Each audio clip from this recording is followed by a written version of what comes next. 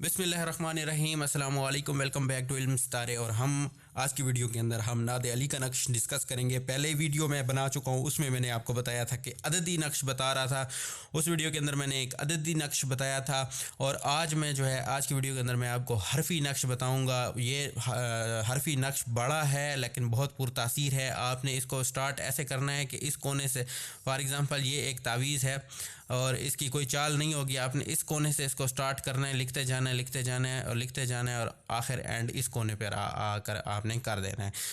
حرفی نقش ہے، حرفی ہوگا، بسم اللہ اس کے اوپر پوری حرفی لکھی جائے گی، عددی اس میں کچھ نہیں ہوگا۔ نیچے آپ عبارت، جیسے عبارت کی ایک ویڈیو میں نے بنائی ہوئی ہے، آپ اس کو دیکھ لیں، اسی طرح آپ نے عبارت لکھ لینی ہے۔ باقی موکلات اس کے وہی رہیں گے جو میں نے عددی نقش کے اندر بتائے تھے۔ حرفی میں بھی وہی موکلات رہیں گے، صرف یہ ہے کہ اس کو ہم نے عدد سے فل کیا تھا، اس کو ہم حرفوں سے فل کریں گے۔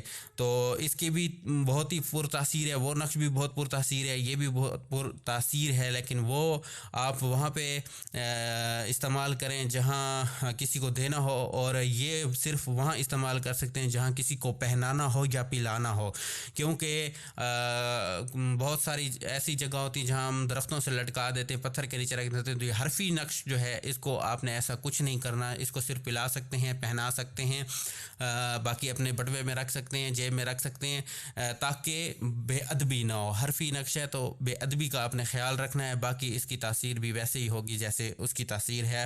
اور باقی تاثیر کا آنا نہ آنا آپ کے اندر کی روحانیت کے اوپر ہے، آپ کی زکوٰۃ کے اوپر ہے کہ آپ کے اندر روحانیت، آپ کے اندر طاقت، آپ کے اندر پاور کتنی ہے کتنی نہیں ہے۔